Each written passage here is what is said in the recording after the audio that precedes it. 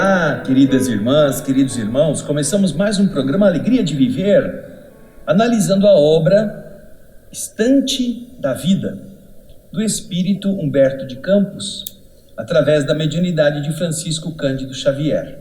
Estamos chegando ao final do nosso livro. Começamos esta obra em fevereiro de 2023 e vamos, felizmente, ainda este ano chegar ao fim. Mas tudo que já foi falado, tudo que já foi aprendido, fica disponível para você.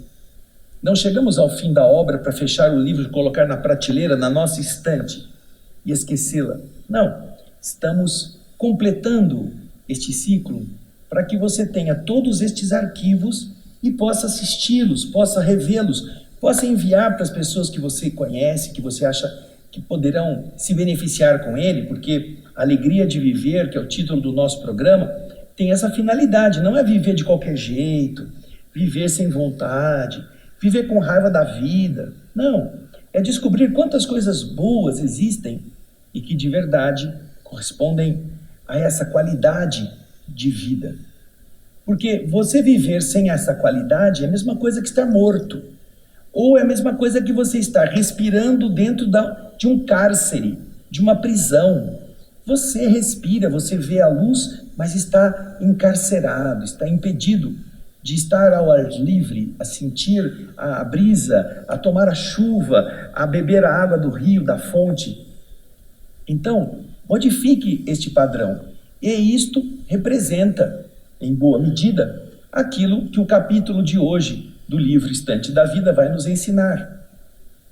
Eu acho que você já passou pela situação de se encontrar com pessoas chatas, pessoas que tudo veio pelo lado negativo. Você apresenta uma situação, você fala de uma circunstância e a pessoa interpreta aquilo para o lado negativo, para o lado ruim. Ao invés de ver uma coisa positiva, ela se deixa levar pela situação negativa. Existe uma historinha que é muito tocante a respeito disso. Havia um menino que estudava numa escola pública, num dos países europeus, e que, pela sua aparência, ele era um menino todo sardento, ele era um menino de uma família humilde, mas que estudava numa escola com outros amigos. Mas ele era sempre discriminado. Todas as vezes, os amigos não o chamavam para brincar, não havia colegas que gostavam muito dele, ele era sempre o último, ficava sem ter grupos para fazer trabalhos em conjunto. Mas esse menino tinha um coração muito grande, muito generoso. Então, quando chegou no período de festividades, que é no hemisfério norte, nos países anglo-saxões, eles consideram como o dia de São Valentim, que é fevereiro, acho que 4 ou 14 de fevereiro, que é o dia do amigo. O dia do amigo, que é comemorado lá. É mais ou menos parecido com o dia dos namorados, mas não tem o aspecto do afeto sexual, afeto de relação física. É a amizade. Então, esse garoto chegou para a mãe dele e disse assim: mamãe, no dia tal vai ser comemorado o dia do amigo. E eu gostaria que você me ajudasse. Eu queria dar um presente para cada amigo. Eu queria que você me ajudasse a fazer um bonequinho para eu levar para a escola. Mesmo que seja uma coisa simples, eu não sei fazer, porque você é que costura. Mas eu vou atrás de encher os bonequinhos, vou arrumar palha. Você faz o tecido e eu faço lá aquilo que vai dentro, o algodão. Eu vou atrás disso. Então a mãe ficou muito tocada, apesar da mãe saber que o filho não era assim bem quisto na escola. Não porque ele fosse mau, mas porque ele era feio. Ele tinha uma aparência diferente dos demais. Bastante tocada pela preocupação do seu filho e não desejando acabar com o entusiasmo, ela disse: pois não, meu filho, eu faço sim, eu te ajudo. Então eles passaram trabalhando no período em que a mãe chegava em casa do serviço, porque ela também trabalhava fora, eles foram montando, e o menino tinha a relação dos seus amigos, de sala, na sala da escola onde ele estudava. Eles foram montando com antecedência, até que chegou o dia do menino ir para a escola e levar o presente para os seus amigos. A mãe tinha o coração apertado, porque a mãe sabia que apesar do amigo, do garoto, filho dela, querer dar de presente para os seus amigos, ela sabia que o menino não seria lembrado por ninguém. Ela então carregava no peito a angústia de ver o seu filho decepcionado, que é justamente a consequência ou a reação natural daqueles que lembram-se sem serem lembrados. O ser humano tem essa característica às vezes. Ele gosta de fazer as coisas para os outros, mas ele se ressente quando ninguém faz nada por ele. Porém, como essa era uma virtude do menino, natural, espontânea, a mãe o ajudou, mas ela sabia o que iria acontecer. Então o menino no dia foi com 2 sacolas, além do seu material, 2 sacolas de um monte de bonecos. E chegou lá para comemorar o dia de São Valentim, passou a entregar para cada amigo da sala um bonequinho. A mãe, sabendo que essa situação não seria correspondida pelos seus amigos, ela disse: meu filho vai sofrer muito a decepção. Eu então vou ficar lá, perto da escola, para esperá-lo quando ele sair, terminada a aula, e vier para casa. Eu vou ficar esperando ele no caminho, porque eu sei que ele vai precisar da minha ajuda para enfrentar a indiferença com que ele será tratado. E assim, ao final do horário da escola, ali por volta do meio-dia, a mãe se posicionou naquela rua por onde vinham os meninos andando. E, para confirmar as suas suspeitas, ela viu os amigos, todos eles vindo juntos, em grupos de 2, de 3, na frente, e lá atrás, sozinho, vinha o seu filho. Ela olhou e disse: puxa vida, olha, ninguém quis vir com ele. E então, quando eles começaram a se aproximar, a mãe percebeu que o garoto, filho dela, tinha lágrimas que escorriam pelo rosto. Ela então se dirigiu a ele, o menino viu a mãe que estava ali de uma forma inusitada, ela não costumava estar lá, então o garoto veio correndo para abraçar a mãe. E a mãe agarra o filho, como toda mãe generosa, amorosa, quer consolar. E então o menino, com as lagriminhas nos olhos, disse: mamãe. E ela disse: não chore, meu filho, não fique triste. Ele disse: não, mamãe, eu não estou triste, eu estou feliz. Sabe por quê, mamãe? Porque eu não esqueci de nenhum dos meus amigos. Todos receberam um bonequinho. Ele estava contente de ele ter feito um para cada um. Enquanto a mãe estava achando que ele estava chorando porque ninguém se lembrou dele, como ninguém havia lembrado mesmo. Quando nós estamos no mundo de prova e expiação, é muito natural que a indiferença, o viés negativo, a maneira tosca de ver as coisas, o medo que alguém brilhe mais do que o outro, faz com que as pessoas, na verdade, elas se vejam quase como concorrentes.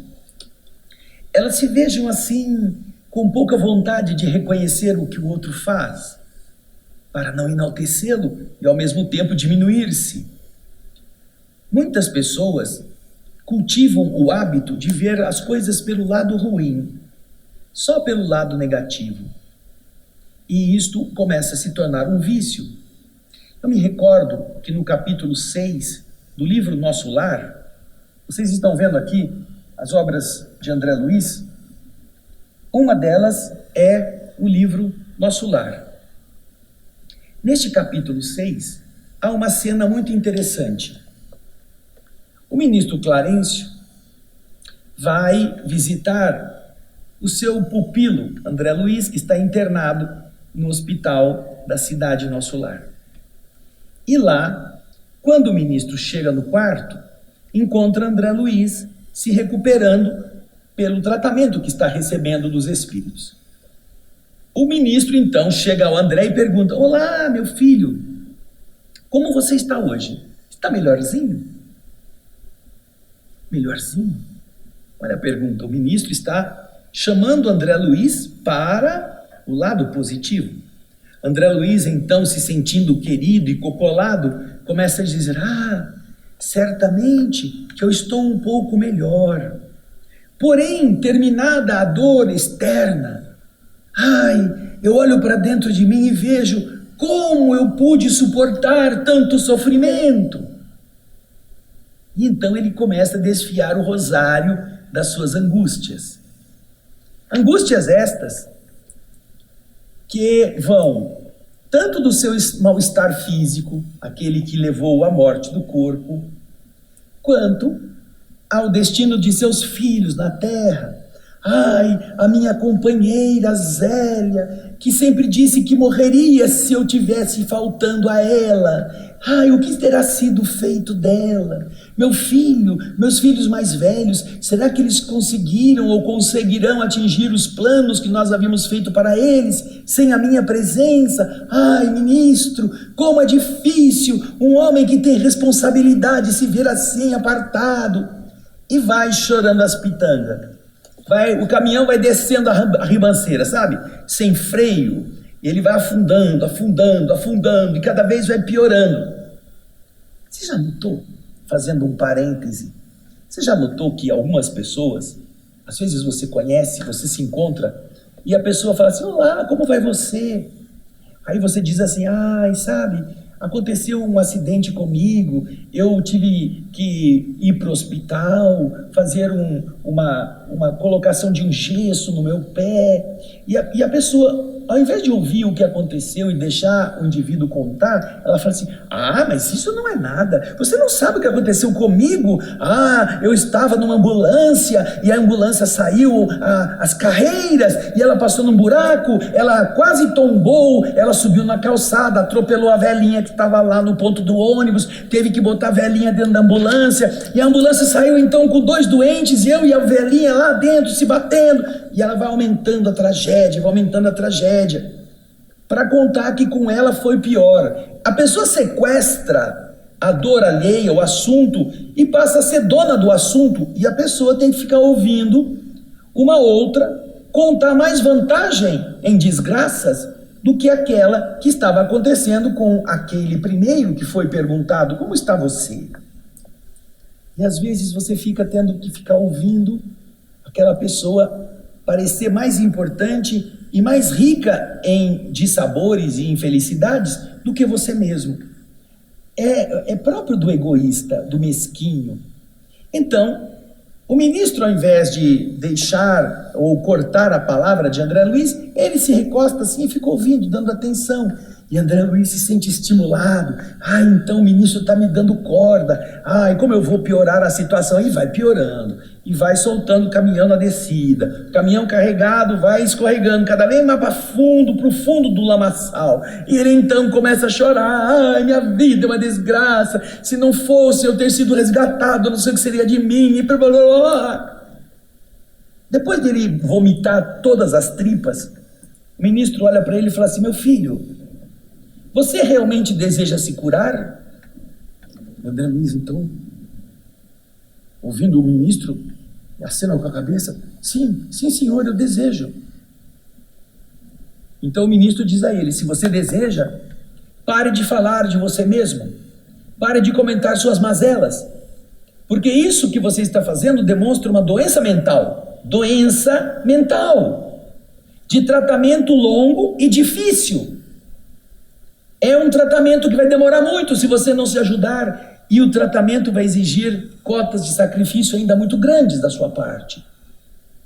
Interpretar as dificuldades da vida que fazem o indivíduo se tornar melhor como castigos de Deus, como vinganças ou problemas, é não saber ver a vida como uma escola, Ver a companheira como uma escrava afetiva ligada a você para que você depois tenha que sustentar quando ela de verdade está vivendo a vida dela, independentemente da sua, é estar míope.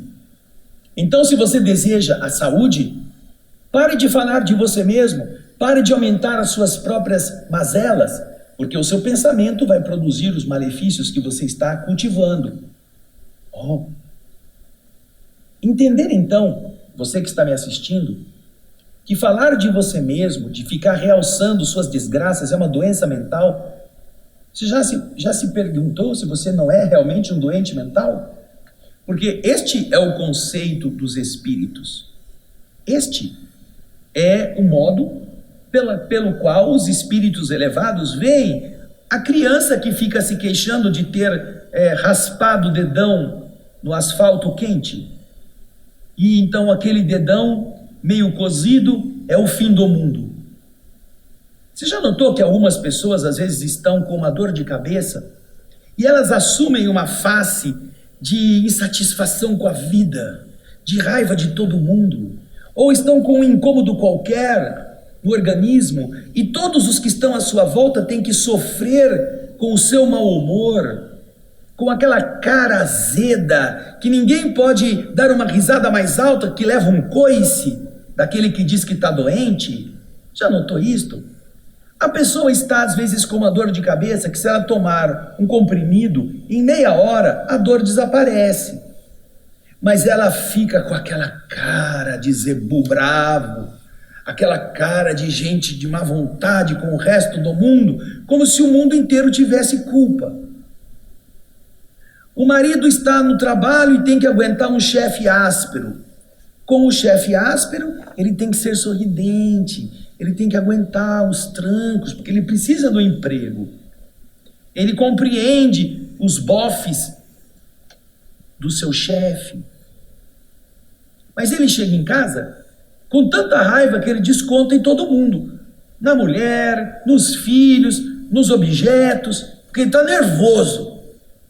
Ora, qual é a culpa dos que ficaram em casa, cuidando de sua comida, cuidando do ambiente da família, cuidando da roupa, ou aqueles que estão esperando a chegada de um ente querido? Que culpa eles têm se o seu chefe estava lá te irritando e com o seu chefe você tinha paciência, ou fingia ter? Mesmo que você quisesse matá-lo estrangulado, você não demonstrava isso, você sorria. Obrigado, muito obrigado, bom dia para o senhor.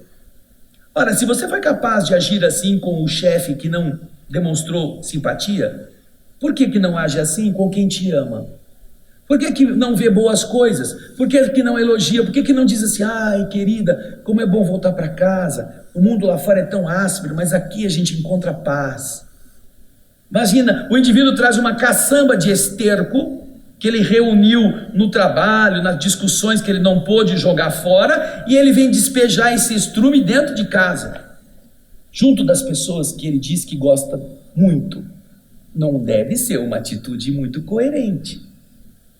Ver as coisas pelo lado negativo é sempre uma opção muito ruim, porque aquilo que o indivíduo poderia corrigir dentro de sua vibração faz com que ele seja apenas um arauto, um propagador do que não é bom. E isso atrai, pela vibração que a gente emite, atrai vibrações que veem em nós uma ferramenta de desarmonia. É verdade. Estamos estudando no nosso outro programa, O Espírito da Letra, o livro Mecanismos da Mediunidade, do Espírito André Luiz. Estamos aprendendo o teor de matéria mental, o que significa a nossa vibração, que nós produzimos uma matéria eletromagnética, e esta eletromagnética matéria atrai e contamina outras mentes que também produzem outras matérias eletromagnéticas. Há o quê? Há o fenômeno do contágio. Você já deve ter passado por isso. Você está numa sala, não conhece ninguém.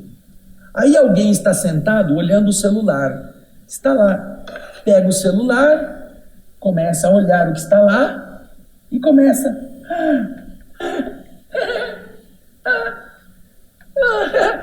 Começa a rir, começa a rir. E aí você que não está sabendo que está no celular, vendo a reação das pessoas, começa a rir também. Quem será que esse cara está rindo, né? Aí o outro também, olha que engraçado, o cara está rindo não sei do quê. Ou seja, o indivíduo está tendo uma reação que você não sabe qual é o motivo, mas você tem graça, acha graça daquilo que ele está fazendo. Se o contrário acontece, chega alguém e começa a reclamar, começa a falar mal, esse lugar é aquela desgraça, todo mundo que vem aqui, ninguém é atendido, o cara aqui é indiferente, a gente está sofrendo, você começa a ficar agoniado. O mau humor da pessoa começa a crescer no humor dos outros, fazendo eles também ficarem assim, agoniados, nervosos. Isso por quê? Porque a contaminação mental faz com que outros que estavam neutros assumam este padrão e repercutam isto na mesma direção. Não é que é obrigatório. Porém, para demonstrar uma certa empatia com aquele que está reclamando, muitos vão dizer, não, é verdade. Você já notou? Alguém começa a falar mal de qualquer coisa, de um evento, de um sistema, e as pessoas, é isso mesmo, ninguém presta, é todo mundo ladrão. Mas você conhece? Você conhece realmente a pessoa? Você tem intimidade para saber se ela é isto? Por que você está dando ênfase às coisas negativas se você nem sabe o que está falando? Só para que a pessoa se sinta acolhida, não será melhor dizer a ela, olha, existem boas coisas aqui, vejam só, nós estamos na sombra, nós estamos no ar-condicionado, nós estamos sentados em cadeira esperando, já pensou se nós tivéssemos que ficar em pé lá fora esperando o atendimento? Nós estamos com conforto, temos aqui a água, se você tiver sede, se você precisar ir ao banheiro, você pode ir. Agora temos que desenvolver a nossa paciência, aprender, vamos conversar sobre boas coisas. A pessoa vai ficar assim, não sabe o que falar. Então você se opõe educadamente a um padrão. Você está num ambiente e este ambiente vai ser contaminado por aquilo que for mais intenso. E se ninguém opuser uma barreira àquilo, a mente de todos os que estão ali vai começar a vibrar no mesmo nível. Então, se você vai num lugar e começa a falar de coisas bonitas, coisas boas, as pessoas que estão escutando começaram a pensar também. Mas se você começa a dar espaço a palavras, a assuntos que não são elevados, que são baixos, que são desagradáveis, você começa a piorar o ambiente e piorar a consciência dos outros. E você é responsável por isso. Então, quando você está em relação com o mundo visível e com o mundo invisível, você terá as companhias que a sua maneira de agir, que as suas expressões estarão demonstrando aos demais. Nós vamos produzindo matéria mental que fica à nossa volta. Então o pessimista, o negativista, está sempre envolto numa atmosfera pardacenta, em que as vibrações e as ideias ficam em circuito fechado. Você emite e você absorve a mesma ideia. Você emite e absorve a mesma ideia negativa. E com isto se associam espíritos que gostam das mesmas coisas. E então eles abastecem essas ideias negativas com as ideias negativas deles. E as coisas vão virando uma bola de neve que só cresce, no sentido da escuridão, da depressão, da angústia, do medo, do pavor. Quando o contrário também é verdade. Você pode criar ideias positivas mesmo estando sozinho. Você vê uma notícia ruim na televisão, por falar nisso, eu tenho certeza que quando você assistiu alguma daquelas novelas em que tinha alguém que matou alguém, em que tinha uma vilã ou um vilão, você morria de raiva na hora que estava assistindo, né? Você ficava torcendo para ele ser preso, para ele ser fisgado pela polícia, para alguém fazer maldades para ele. Você nunca pensou que aquilo era uma fantasia, né? Veja como eles manipulam o seu sentimento. Você entra na história e você bebe aquela história como se fosse verdade. Tanto é verdade isto que os atores ou atrizes que fazem os papéis piores nas novelas Às vezes eles apanham na rua. Eles vão fazer uma compra qualquer e são xingados, como se eles fossem o personagem. Porque os telespectadores estão irados com aquela história. Mas veja só, ele apenas leu um texto, decorou e colocou emoção para ser filmado. Aquilo é uma ficção, aquilo não acontece de verdade. Porém, os leitores, os que estão assistindo a televisão, os telespectadores, se contaminam com o ódio, com a raiva. E torcem para aquele indivíduo morrer na pior espécie, num acidente que 2 caminhões chocam-se e ele está no meio. Nossa, ai. Então você está demonstrando que o seu padrão é inferior. Porque a uma história fictícia inventada, você está aportando sentimentos verdadeiros e maus, que são verdades, que brotam daquilo que você é. Então, apesar da televisão não ter muito boa coisa para você assistir, ela serve como um termômetro de como nós nos deixamos influenciar pelas coisas ruins. Você já pensou, quando você estava vendo aquela atriz horrorosa fazendo intrigas, em orar por ela? Falar, Jesus, eu vou fazer uma prece, vou pedir a Deus que essa criatura possa ser abençoada, que ela não faça tanta maldade. Você já fez uma oração assim? Você vai falar, que isso, você está louco? Isso é uma novela, vou ficar rezando por causa do personagem? É verdade, é uma novela. Mas por que você não pensa assim quando está com raiva da atriz? Por que você se contamina pelo mal e quer fazer com que este mal seja revidado? Não é uma novela? É porque nesse ponto, no ponto da maldade, a gente sente isso como o bicho que a gente já foi há pouco tempo e quer se vingar.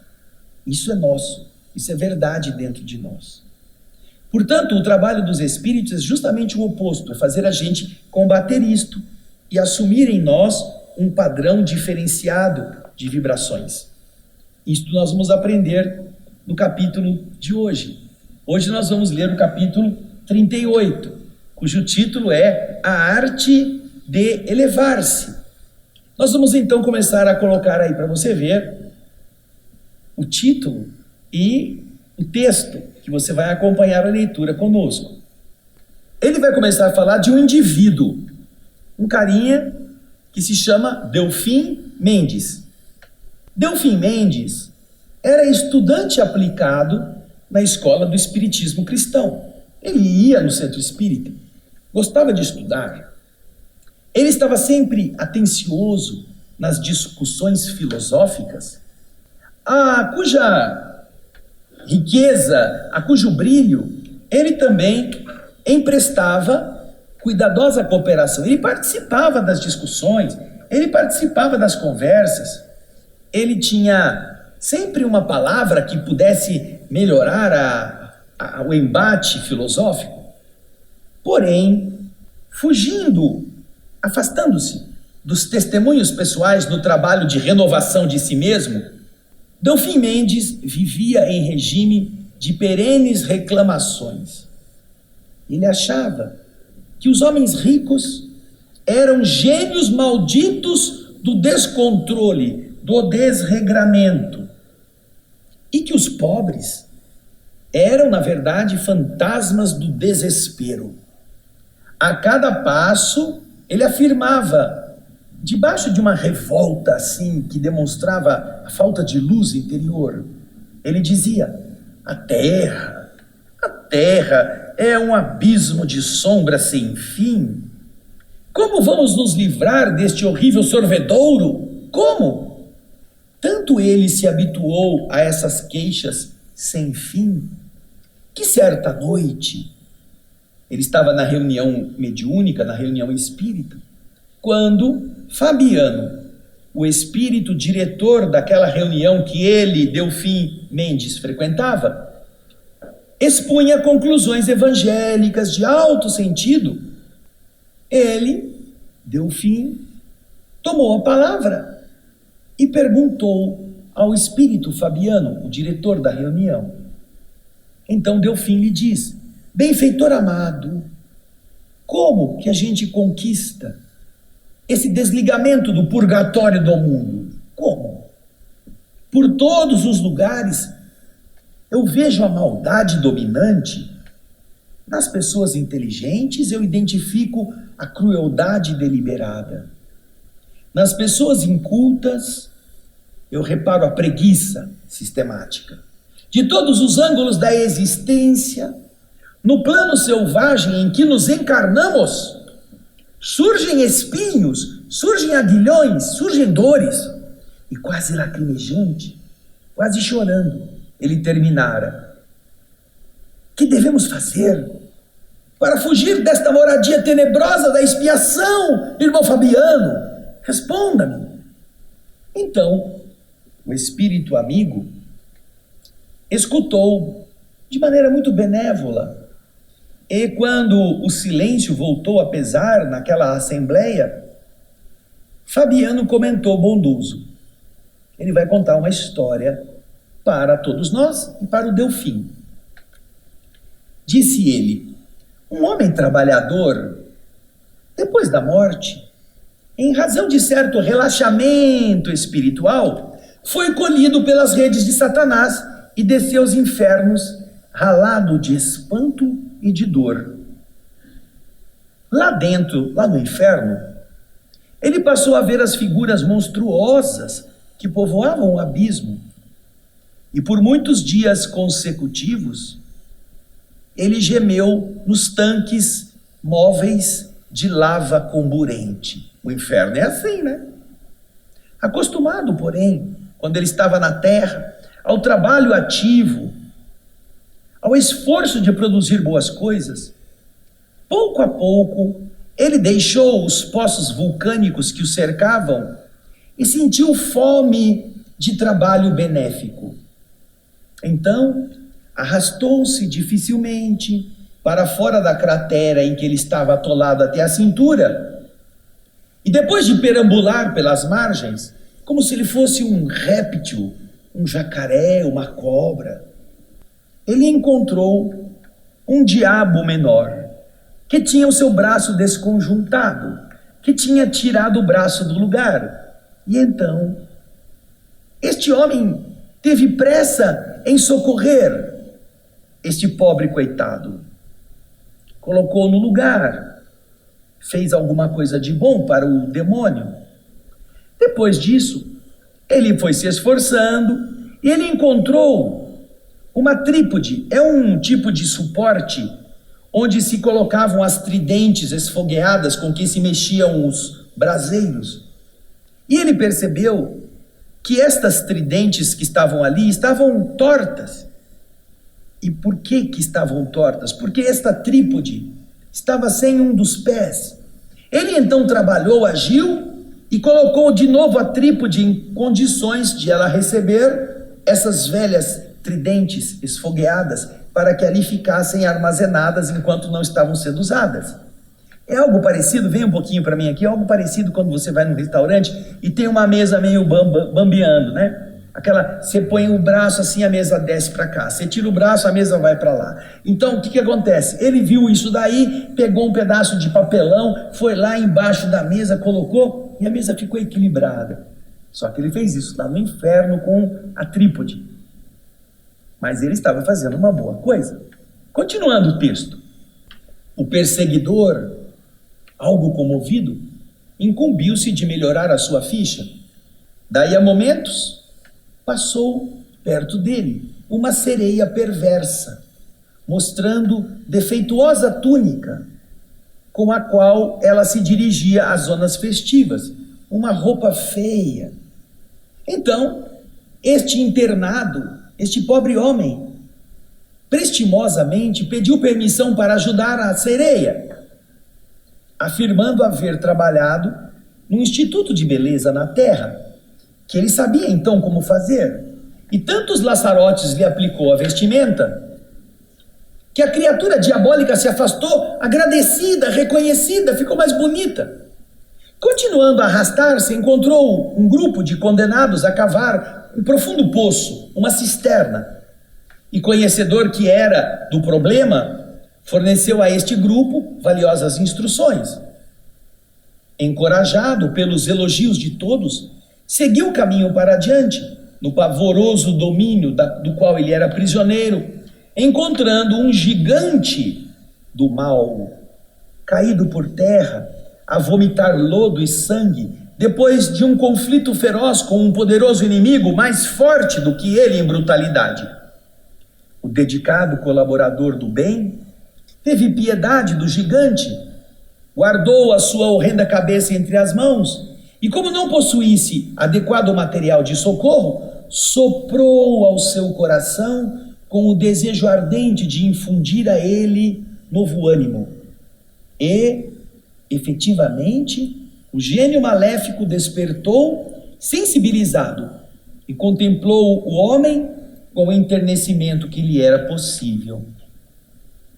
A fama do piedoso sentenciado se espalhou, e um dos grandes representantes de Satanás chegou a solicitar deste homem os seus serviços num caso melindroso, em que era necessário imperiosamente a colaboração de uma pessoa competente, mas que fosse humilde e discreta.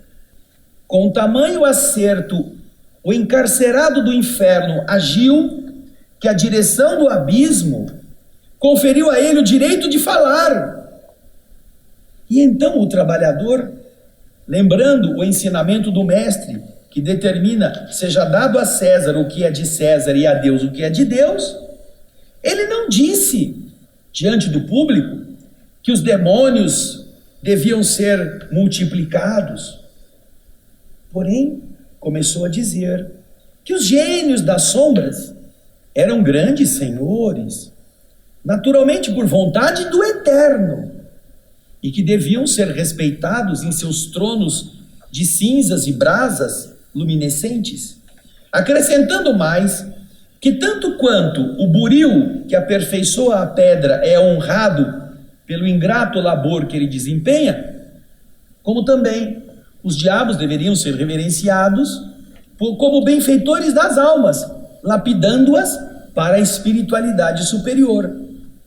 Ele não disse que os demônios eram maus, disse que eles faziam um trabalho útil, porque ele tinha que se dirigir aos próprios demônios. Então, multiplicando pregações de amor, obediência, esperança, ele se fez querido de todo o povo das trevas, imperando nas almas das vítimas e dos verdugos. E aí o que aconteceu? Desde esse momento, com o assombro comum, com o espanto de todos, o padrão de sofrimento no inferno começou a diminuir. As almas atormentadas adquiriram vasta paciência. Os xingamentos, as pragas, as imprecações e blasfêmias foram diminuídas. Os gemidos de sofrimento quase desapareceram. E os próprios algozes de muitos séculos se comoviam inesperadamente aos primeiros nascimentos, aos primeiros chamamentos da piedade que começava a lhes nascer no peito. Essa situação para o bem se alterou de tal maneira que o próprio Satanás, o chefe do inferno em pessoa, veio observar a mudança. E depois que foi informado quanto aos estranhos acontecimentos, ele ordenou que o trabalhador fosse expulso do inferno. Naturalmente, que aquele homem estaria no inferno em razão de algum erro, de algum equívoco. E a permanência dele no trevoso país de que o Satanás era o soberano, perturbava os seus projetos. Desse momento em diante, disse Fabiano contando a história, o servidor do trabalho digno se fez livre do inferno, colocando-se na direção do reino da paz. Nesse ponto, então, o guia espiritual interrompeu a narrativa, e porque talvez Delfim Mendes o olhasse com expectativa, Fabiano riu-se bondoso e concluiu: você, Delfim, está na terra se sentindo como se você estivesse no inferno. Pense, fale e procure agir como se você estivesse no céu. E este mundo, o próprio mundo, vai devolver você ao paraíso. O próprio mundo vai fazer você ir para o lugar melhor que você está esperando. Compreende? E então, o irrequieto companheiro enterrou a cabeça nas mãos alongadas, mas não respondeu nada. A carapuça tinha servido, não é mesmo? Costumamos dizer assim. Mesmo que as coisas estejam ruins, que as pessoas não sejam as melhores, que você não conte com aquilo que você estava esperando, faça o bem que você pode fazer.